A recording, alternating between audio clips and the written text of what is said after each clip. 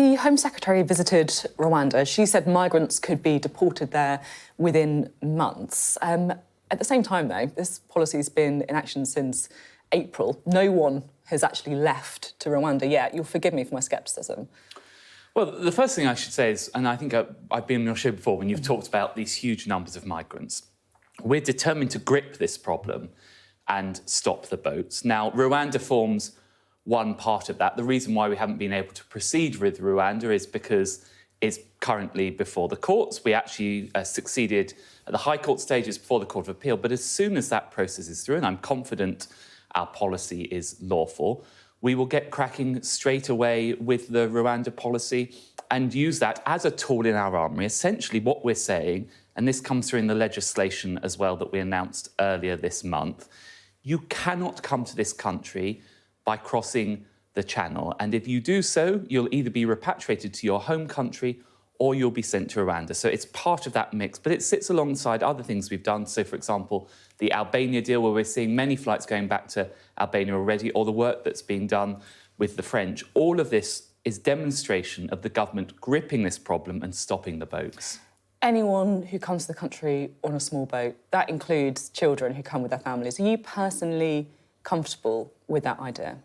Look, I don't relish any of this, and I really wish we didn't have to do it. And the government isn't running to do this. The government is doing this because this is a major problem. You're not being forced to do it, though, are you? We You're are not being forced to do it. Sophie, we are being forced to do it, and I'll tell you why we're being forced to do it.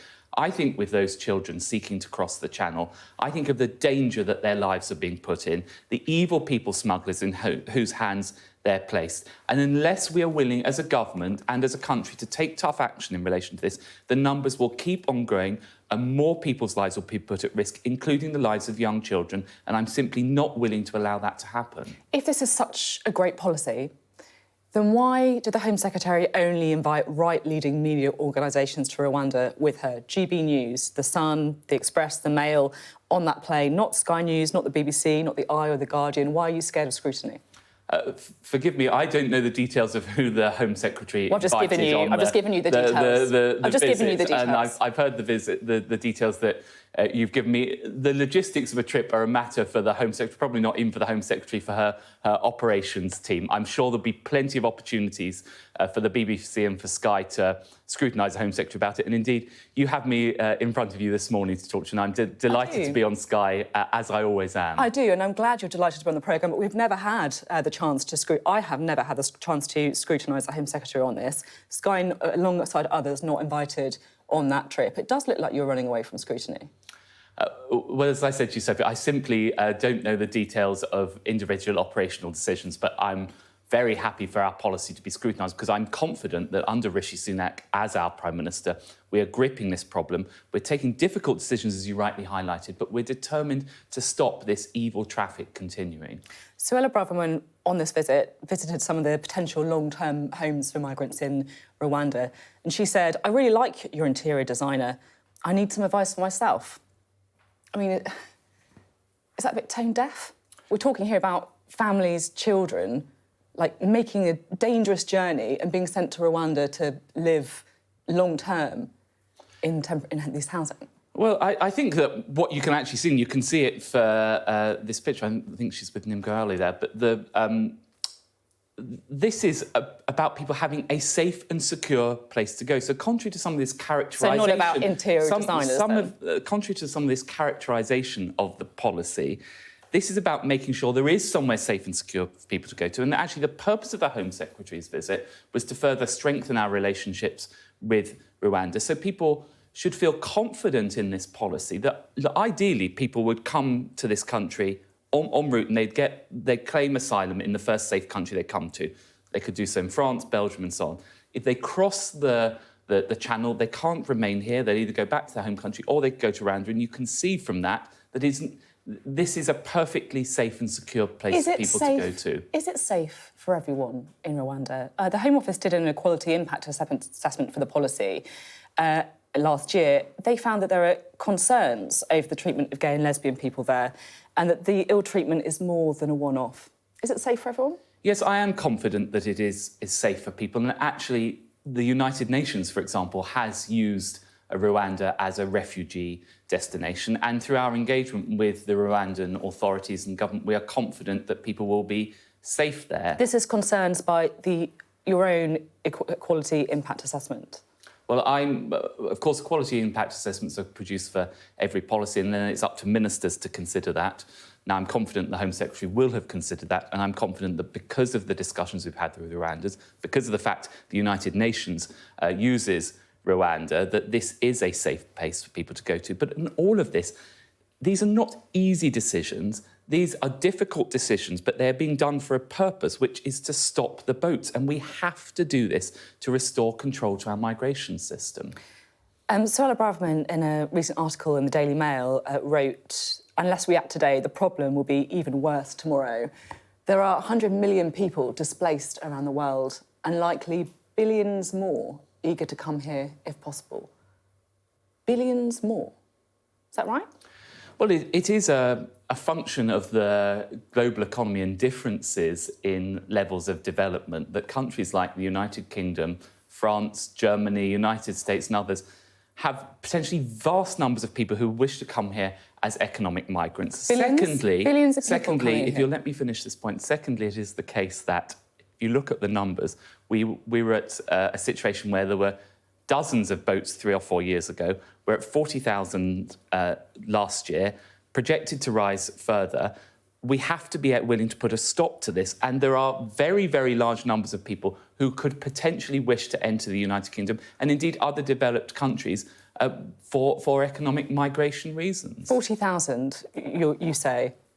Suella Braverman is saying billions. Come on, you know that's ridiculous. Well, I think you know that's ludicrous. Sophie, I think you're taking two things slightly out of context. So what she's making the point, which is perfectly correct, which is that these numbers are increasing very, very rapidly. That is not the point she's making. And if we don't take action, the numbers could increase and increase and increase again.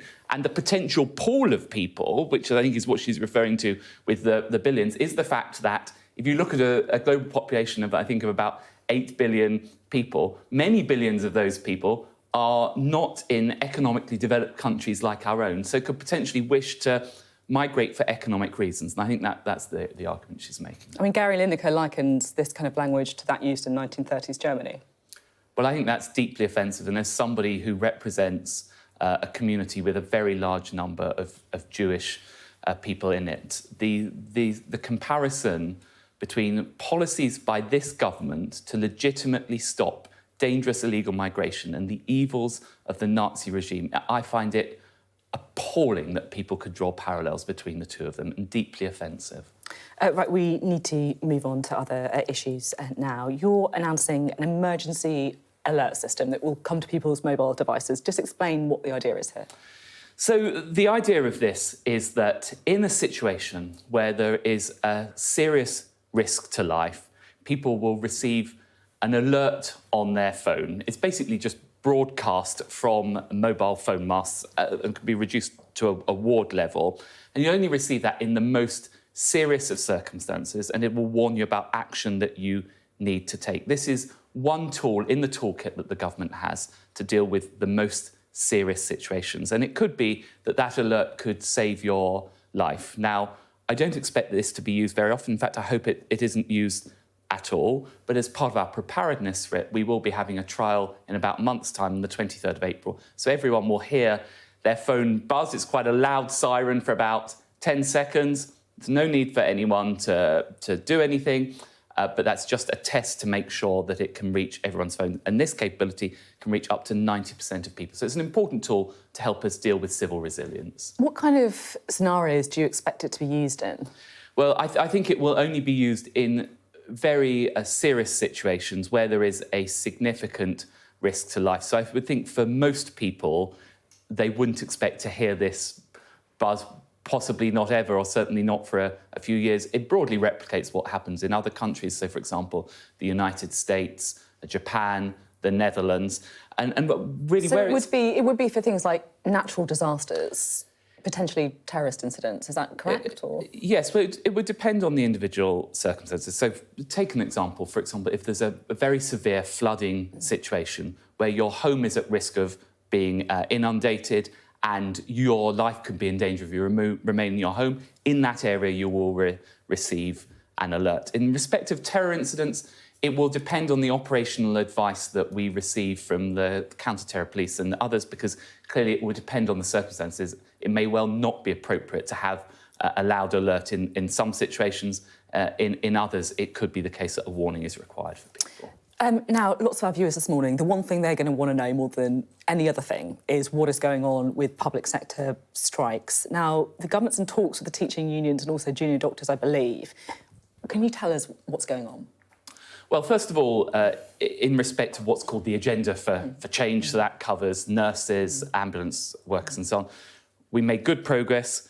We've reached what I believe is a fair deal, and that will go to their memberships, and I hope their memberships will accept that. In respect of the teachers, those discussions are ongoing with the Education Secretary. In respect of the junior doctors, our door remains open for those discussions, and we've had some initial contact with them, but formal negotiations are not ongoing. But I would very much hope that those can happen and that we can get to a situation where we have a decent pay deal for public sector workers, but one that respects our public finances and respects the pressure on inflation. And I think that that's what we've got to with the Agenda for Change workforce, and I hope it's where we could get to elsewhere. Are you optimistic with the teaching talks? Because obviously lots of parents have seen a lot of disruption with schools closing.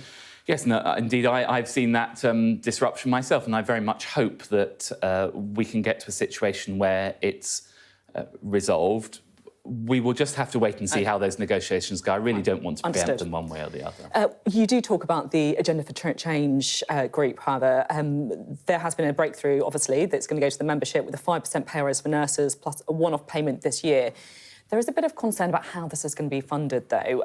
If you look at the submission of evidence from the Department for Health, this was to the independent pay review body this year, they said funding is available for pay awards up to 3.5%. Pay awards above this level would require trade-offs for public service delivery or further government borrowing. Obviously, the pay award we're talking about here is 5%. Yeah. So are these trade-offs going to happen elsewhere in the NHS budget? Well, as you say, first of all, there's 3.5% already there, so it's the remaining amount. This is fairly standard practice for reaching additional public expenditure requirements. The NHS has a budget of will go up to £160 billion.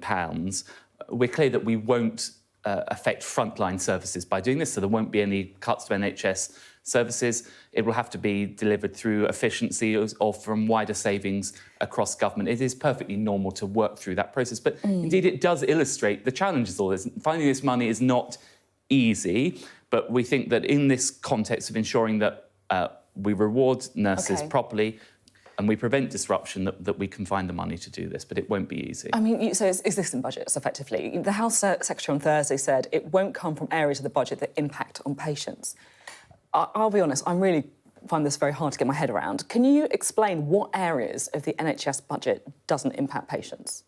Well, I would say two things. So, first of all, it doesn't necessarily have to come within the envelope for the NHS of the £160 billion. There's the wider Department of Health budget, and there's the wider budget across all of government. And it's usual to work through with the Treasury to find where those efficiencies can be. All of government. I'm just trying to saving. Obviously, so if you just let me finish on this on this point. But even within the £160 billion for the NHS, not all of that is going to be for frontline services. So the frontline services we think about are, of course, your hospitals, your doctors' surgeries and so on. Within a budget that large, there is potential to get efficiencies. What I would say is that in all of this, it's a fairly routine practice. Yes, because it does feel, right, my point is that anywhere in the Department for Health, if you're talking about, for example, social care, that does have an impact on patient care as well. We know the link between social care and the NHS. We talk about efficiency savings.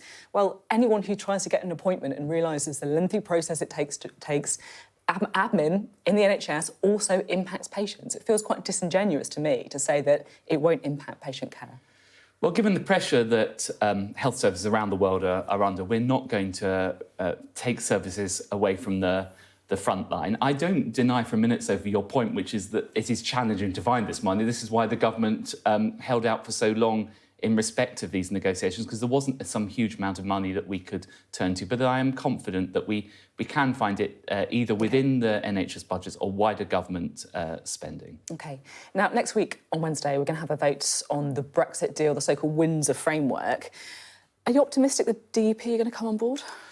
Well, look, that's a matter for the DUP. I hope that they will come on board, but I really don't want to preempt decisions that they're going to make. But I think what you have seen, and indeed you've seen this with the Windsor Agreement, many other things that this government has done, we are getting a grip of challenges facing this country. Many people said it wouldn't be possible to achieve the kind of treaty changes we've achieved, to ensure that there is effectively no border for goods east-west between mainland Great Britain and the rest of the United Kingdom, Northern Ireland. That, in turn, those actions by the Prime Minister have commanded widespread support across different political parties and across the Conservative Party. So I'm confident that the vote will succeed and pass, and I hope we will do so with the support of the DUP, but ultimately that is for them. Now, next week, let's be honest, on Wednesday, it may all be completely overshadowed by the Boris Johnson show, because he is going to be in front of the Privileges Committee investigating whether or not he misled Parliament over Partygate.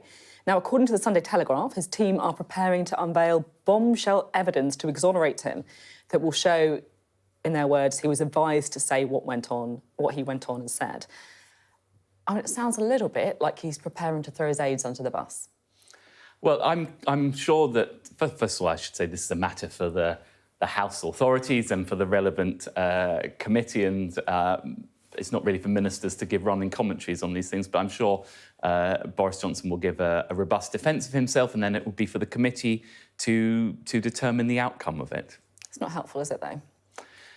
Well, this is a process that was initiated by the House of Commons, and of course the House of Commons is entirely at liberty to make whatever decisions it wants to. I'm sure the former Prime Minister Boris Johnson will provide a robust defence, and it will be then up to the committee to make their determination. Rishi Sunak, according to reports, is going to offer Conservative MPs a free vote if the Privileges Committee finds against Boris Johnson. Would that be the right thing to do? Well, the standard practice on what we call House matters, so matters that are being led by the House of Commons that relate to these sort of things, it is standard practice not to whip the vote. I'm not sure final decisions have been made, but that would be the precedent that you would expect to follow. That's not going to really help allies of Boris Johnson, right? Well, it's a fairly well-established principle that we don't interfere in House business. But as I said, I'm sure that Boris Johnson will provide a robust defence, and it will be for the committee to make its determination. And then just finally, you're obviously close to Rishi Sunak. I think you probably describe yourself as a friend. How would you describe his feelings towards Boris Johnson? I think actually he has a lot of respect for Boris Johnson. Indeed, I think any Prime Minister, and I've seen this with, I've had the privilege of knowing a number of Prime Ministers, when they become Prime Minister, they realise quite how demanding the job of being Prime Minister is and have respect for all of their predecessors. And he has that respect for Boris Johnson as well.